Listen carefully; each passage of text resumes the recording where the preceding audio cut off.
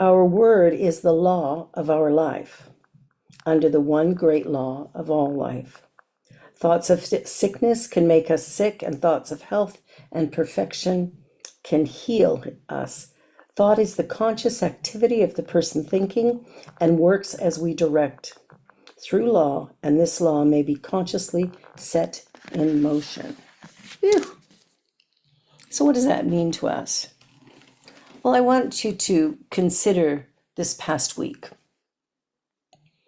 and how many times you were fearful, how many times you might have judged something someone else said or did, how many times you found it hard to forgive or even to be grateful.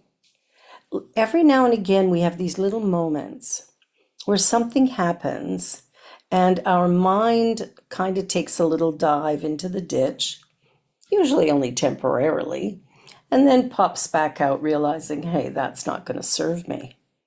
So the idea of thoughts are things is a really important one. And if we take a look at quantum physics and we look at the fact that, at the base level of all matter, there is simply space, energy. And this energy is just space with a few little specks in it. But somehow when we think, it moves that energy and it takes on a form, still energy, in a different form. So the vibration will change. The vibration will slow down or speed up, and it becomes matter. So when we think about our lives and we think about what we're doing and how we're doing it, we tend to sometimes be a little bit fearful. I'm hearing a lot of fear these days. And when we do our treatment work, because it's so powerful to do this treatment work, and when we do it, if we are buying into the stories of today, the challenges that might be going on in the world around us, if we're focused on those things, we will probably find ourselves feeling a little anxious maybe, or fearful. We might be feeling a little frustrated or angry. So what we want to do is recognize those thoughts when they come and then check in, not to dismiss what we feel, pardon me, not to dismiss what we feel, but rather to allow what we feel to be expressed through us, not projected, just we allow ourselves to express it, we allow ourselves to feel it, to name the feeling, and then to release it. And as we release that, we create an open door, a space where the good that we seek can come. Okay? But it is our thoughts that are moving things into manifestation. In quantum physics, they noticed that two scientists could be doing the same thing, but depending on who it is, it will change the result. That's kind of fascinating, isn't it? That our thoughts could make it different. That our thoughts could change what's happening or what's going on. Now, it's a simple thing. Change your thinking, change your life. The challenging part for most of us is to change our thinking, because we have been conditioned. We have been told all our lives that we're a good girl or a bad girl, or a good boy or a bad boy, or a good person or a bad person. We've been, getting these messages throughout life. And we've also been, working through different challenges and obstacles. Maybe we had challenging parents, or maybe we work somewhere that's really difficult. All of these places that we find ourselves, we have the ability to remove ourselves from those situations and to begin to create something really lovely and beautiful. But it begins in mind. Thoughts are things. So suppose, get back to talking about treatment. So that's how we're going to heal this. Suppose when you begin to treat, a great surge of fear comes over you and attempts to tell you that you cannot give a good treatment. Sometimes you're learning something new and you're trying to do it, and then there's a little thing in the back of your mind going, yeah, you can't do this. So we want to begin to ignore that.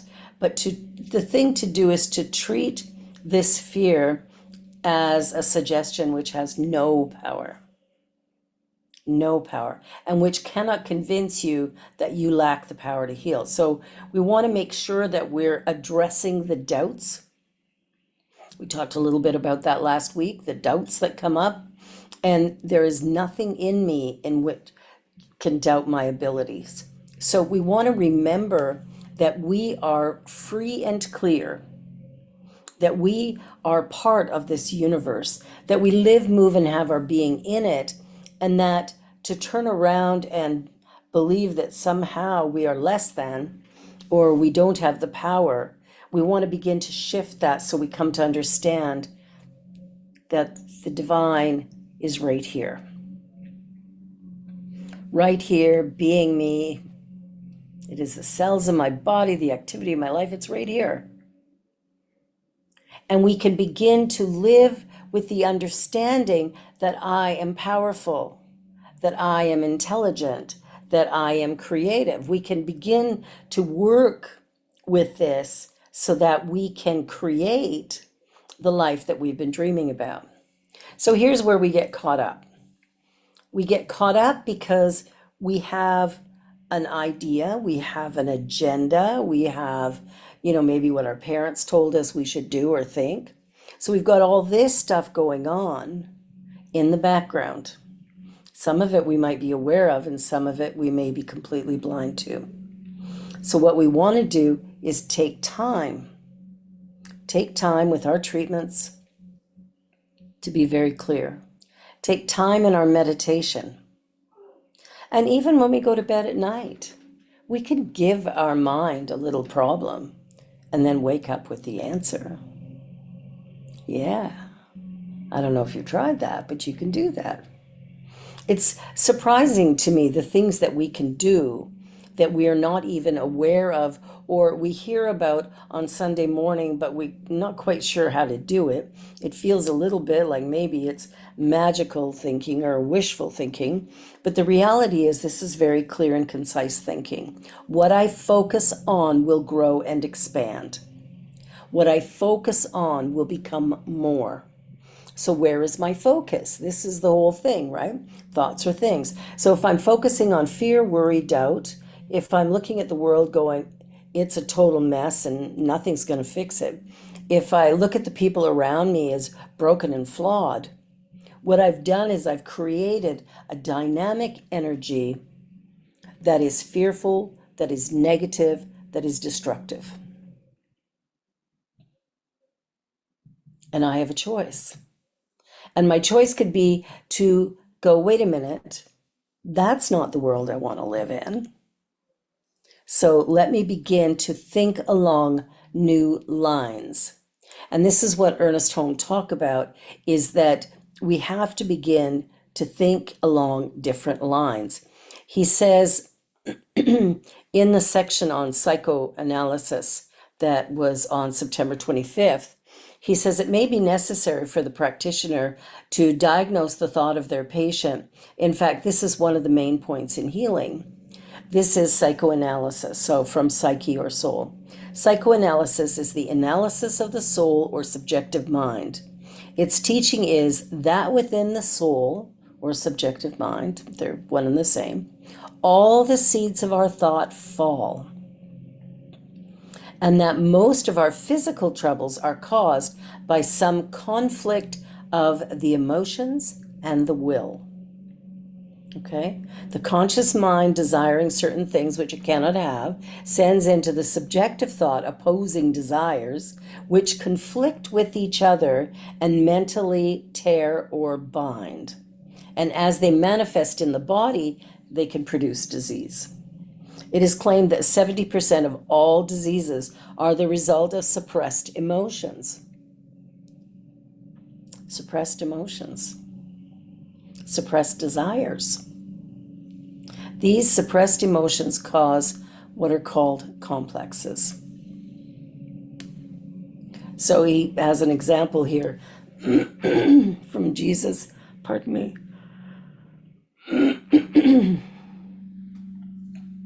It is probable that when Jesus forgave the man his sins, he realized that the man had a complex of condemnation within himself. The sense of condemnation which the race holds about itself weighs it down and it must be removed. It is a feeling that hurts. The thinking person thinks things out, resolves everything into its natural parts, and so avoids complexes. It has been said life is a comedy to those who think, a tragedy to those who feel. So, what we want to do is get a sense of who we really are, begin to really embrace and love that, and then notice our emotional reactions to the things of our life. And as those emotional reactions come up, let's look at them. Let's face them head on. Let's drop our awareness and ask ourselves, what do I need? Not what do I want? What do I need? There is a difference. And our needs may be met by somebody else, but more often than not, they come back to us. We must meet our needs. If we ask someone to support us or to help us and they say no, we need to accept that and realize, okay, this is mine to do. To sit back and really have love and compassion for myself so that I can begin to heal whatever is going on here. So when we go see a practitioner who is going to do spiritual mind treatment for us, what we're doing is we're going to share with them what it is we desire, what it is that we need, not necessarily what we think is right and perfect. Okay? We really want to make sure that what we're doing and how we're doing it is creating something something positive and productive, something that creates a vibration and an energy that then seeps into the consciousness of everyone around us. Because remember, there's only one thing going on and we're all a part of it. And because we're all a part of it, we have the ability to affect others. How are we affecting them? Are we infecting them with negativity or affecting them with positivity like love and kindness, compassion? So when you go to a practitioner, you're telling them some things. You're going to tell them what it is that you're looking for, what you desire. But you're also going to tell them what you hope to feel when that's accomplished. Because the feeling might be super powerful for you. So the practitioner talks to their patient, shows them the law of mind, teaches them the way, diagnoses their thought, points out to them that certain mental attitudes produce certain physical results, teaches them how to be harmonious in their thinking, how to be at peace, to trust and believe in the good, lifts them up mentally and spiritually, and supports their thought until they can stand alone. So the practitioner comes in and does treatment, and the treatment they do is for what the client has asked for, the patient has asked for. When we're talking to them, we may get a sense of where a block might be.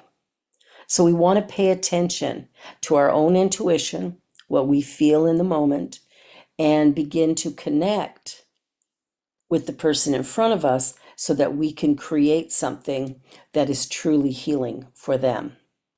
So as a practitioner, we must be filled with the spirit of divine compassion. We must have a deep underlying sense of unity and empathy. Other we would do little good. We cannot have sympathy with the disease or with the situation, the challenge, the problem. We don't look at that. We don't even need to know about it. What we need to know as practitioners is, what do you want or need? And how would it feel emotionally if you had it? How would it feel if you had it? Wow. The mental practitioner treats and deals with thoughts. We don't treat bodies or conditions. We never manipulate nor need to lay our hands on our patients. We do not hypnotize you. We don't care where you are or what the time of day is or what you're doing.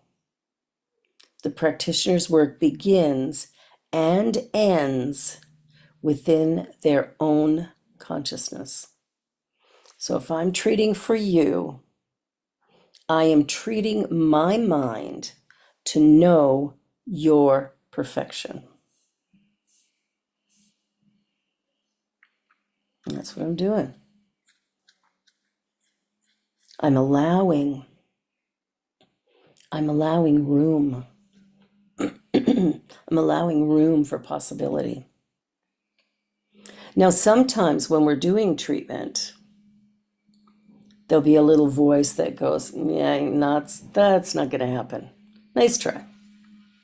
Good luck with that.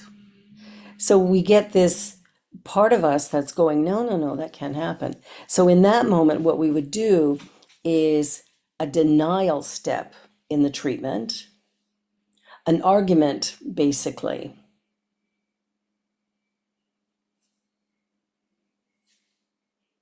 So what we want to do is remove that negative thinking. So we might say things like, disease has no power here. Negative thinking has no power. Fear, doubt, worry, no power. Within the infinite and absolute, there is only clarity, wisdom, purity. There is a divine knowing. There's a sense of oneness and possibility. There is no pain or doubt or fear here.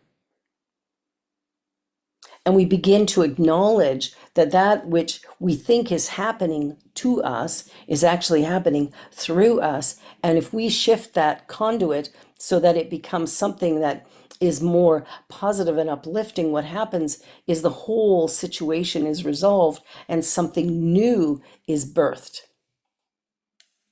And because I'm doing treatment in my mind, you could be in physical pain, you could be upset about things, all sorts of things could be happening in your experience.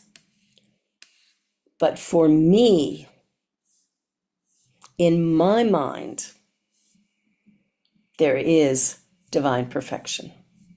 You are, in fact, perfect, whole, and complete. Breathe that idea in. I am perfect, whole, and complete. The way I show up in the world, whether people like it or not, is irrelevant. The way I show up in the world is a reflection of who I believe myself to be.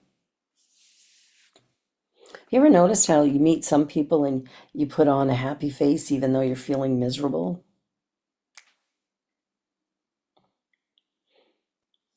There's things that we do.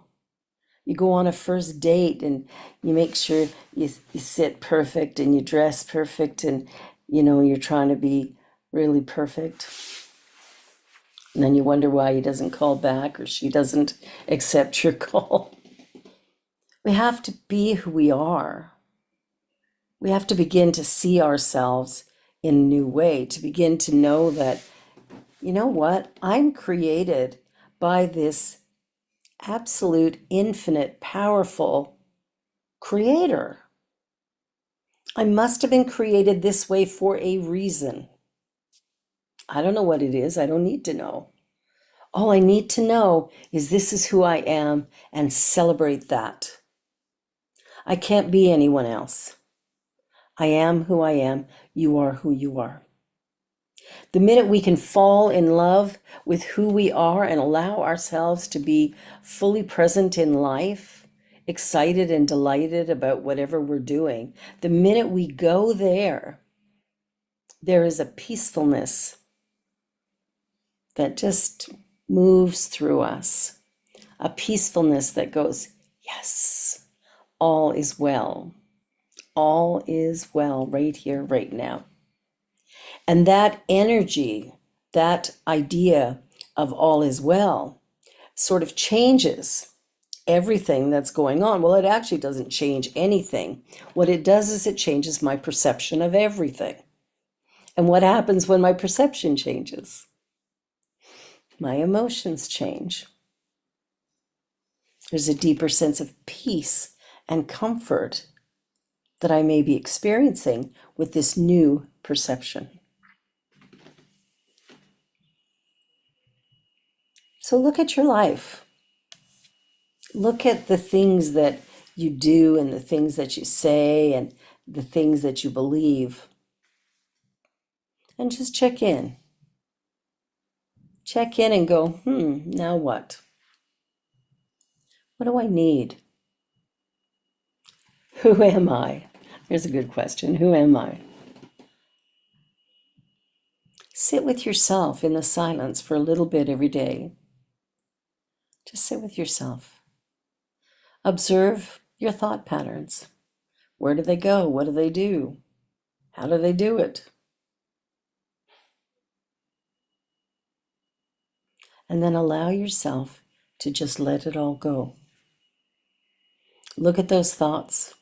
Weigh them out. The ones that have a deep impact, pay attention to them. Allow yourself to look at them closely and go, what about this could be different? Take the time to explore. Take the time to believe in the possibility of your own greatness, because it's there.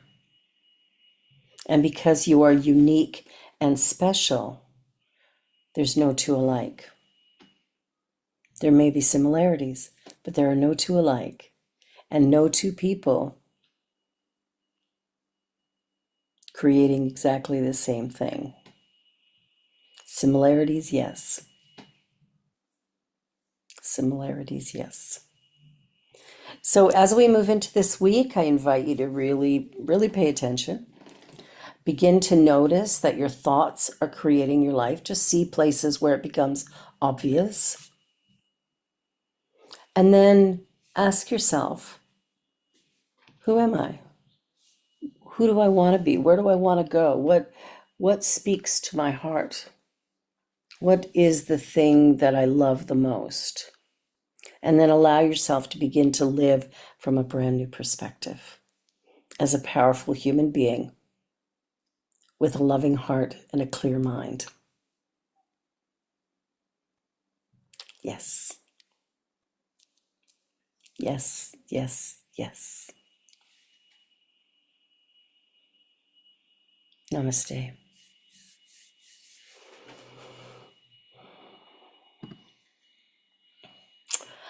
Well, it is that time in the service when we have an opportunity to share our well-being, our wealth, our support of this center. So I invite you to think about, what you gain by attending, and think about what this place means to you. And then from there, if you feel like doing so, I invite you to give your gift, your financial contribution, and do it in a way that is filled with love and peace, knowing that that's how it comes back to you. Let us read the abundance affirmation together. Together, please. As I give, so I receive. My good now flows to me in a steady, unbroken, ever-increasing stream of success, happiness, and abundance. I am blessed. Blessings abound for all life everywhere. I am grateful, and so it is. Now, of course, there are a few ways that you can give. As a charitable organization, we can receive e-transfers at admin@ujoyc.ca, ujoyc. We can go onto the website, ujoyc.ca, and click the donate link. Or we can mail a check. We could drop off cash. You can mail a check to the Universal Joy Center, 28 Sir Raymond Drive in Toronto, M1E1C2. Yes, yes, yes, yes. Please join with me in consciousness once again. The gifts that are given, the love that is shared, lifts my heart, opens my mind, expands my understanding of humanity. Filled with gratitude.